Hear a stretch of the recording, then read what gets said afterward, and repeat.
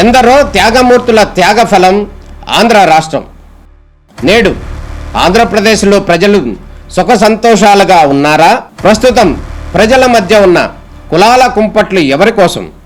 Chandrayaan rocket యుగంలో కూడా వర్ణ విభేదాలు దేనికి సంకేతాలు? రాజకీయ పార్టీల నేతలు ఏం చెప్తున్నారు? నేటి కాలంలో ప్రపంచాన్ని శాసించే మన యువత మేధాశక్తి ఏం కోరుకుంటుంది? తెలుసుకోవాలంటే ఆంధ్ర యువగలం. ప్రజల మాటే మా నోట.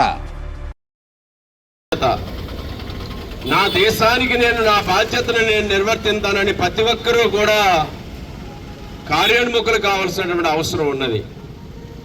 పర్యావరణాన్ని ఎందుకు పరిరక్షించుకోవాలనేది కూడా మన అందరం కూడా ఒకసారి ఆలోచన చేయాలి. ఆ దిశలో ప్రతి ఒక్కరిని కూడా చైతన్యవంతుల్ని చేయాలి. పర్యావరణాన్ని పరిరక్షించుకోకపోతే జరిగే ప్రమాదం, పర్యావరణాన్ని కాపాడుకోకపోతే నష్టపోయేది మనమే.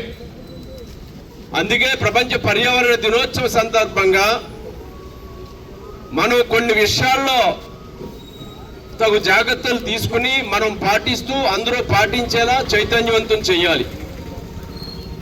భగవంతుడి ప్రకృతి ప్రసాదించినటువంటి వరం మనకి భూమి, నీరు, గాలి, ఇటువంటివన్నీ కూడా భగవంతుడు ప్రసాదించినటువంటి ప్రకృతి ఇచ్చినటువంటి మనకు వనరులు. మరి వాయు కాలుష్యం లేకుండా, గాలి కాలుష్యం లేకుండా, నీటి కాలుష్యం లేకుండా, భూమి వాతావరణం కలుషితం కాకుండా, వాతావరణం అంతా కూడా పర్యావరణం అంతా దెబ్బతిని రేపు భవిష్యత్తులో మనం అందరం కూడా ఆరోగ్యవంతమైన సమాజం లేకుండా, మొత్తం అందరం కూడా నష్టపోయే ప్రమాదం లేకుండా కొన్ని విషయాల్లో అంటే వాతావరణ కాలుష్యాన్ని తగ్గించడానికి తీసుకోవలసినటువంటి చర్యలు, జాగ్రత్తలు అందరూ తీసుకోవాలని కోరుతా ఉన్నాను. అందరూ చెట్లను నాటాలి, పచ్చదనాన్ని పెంపొందించాలి, నీటి కాలుష్యం లేకుండా చూసుకోవాలి, ప్రకృతిని సంరక్షించాలి, సేవ్ నేచర్. అదేవిధంగా చెట్లు కొట్టకుండా చూడాలి. అదేవిధంగా ఇంకా రకరకాలైనటువంటి చర్యలు. ప్లాస్టిక్ని మనం నిరోధించాలి, ప్లాస్టిక్ వాడకాన్ని తగ్గించాలి, ప్లాస్టిక్ వాడకం లేకుండా చేయాలి. అవసరం దాని స్థానంలో జూటు లేదా ఇతర వస్తువులు వాడాలి.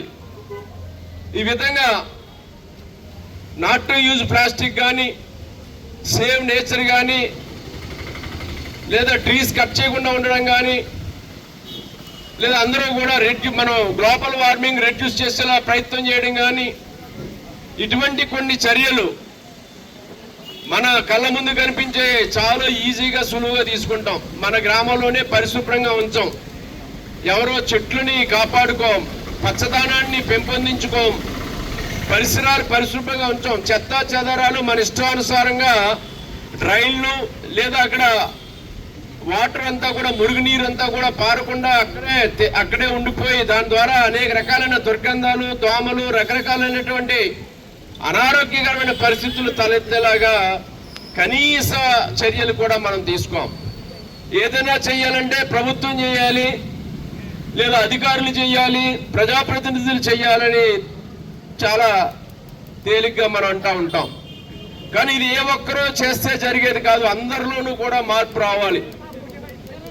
పర్యావరణాన్ని కాపాడుకోవాలి, కాలుష్యాన్ని తగ్గించాలి, పచ్చదనాన్ని పెంపొందించాలి, ప్లాస్టిక్ని నిరోధించాలి. ఇవన్నీ కూడా ప్రతి ఒక్కరూ ఇప్పుడే దాని మీద అవేర్నెస్ వస్తూ ఉంది. అందుకే చంద్రబాబు నాయుడు ఈనాడు ఇంధన పొదుపు గురించి ప్రపంచ పర్యావరణ దినోత్సవ సందర్భంగా పశ్చిమాసియాలో సంభవించినటువంటి యుద్ధ వాతావరణంలో ఆయిల్ ధరలు పెరిగిపోయి జరగినటువంటి పరిస్థితుల్లో మరి ప్రతి శుక్రవారం కూడా నో వెహికల్ డేగా ప్రతి ఒక్కరూ సైకిల్ యూజ్ చేయండి, లేదా ఈవీ సైకిల్ యూజ్ చేయండి, లేదా ఎలక్ట్రిక్ సైకిల్ యూజ్ చేయండి అని కోరుతా ఉన్నారు. ఈ రోజున వైజాగ్లో కూడా గౌరవ ముఖ్యమంత్రి చంద్రబాబు నాయుడు గారి సైకిల్ మీద వెళ్తూ ఒక మోటివేషన్, ఒక స్ఫూర్తిగా వారు కూడా పాలు పంచుకుంటా ఉన్నారు. ఈనాడు రాష్ట్ర వ్యాప్తంగా కూడా ఈ సైకిల్ మీద ప్రయాణం చేయడం ద్వారా ప్రజలకు అందరికీ స్ఫూర్తిదాయంగా నిలవాలని చంద్రబాబు నాయుడు గారు, మన గౌరవ ముఖ్యమంత్రి గారు కూడా పిలిపివ్వడం జరిగింది.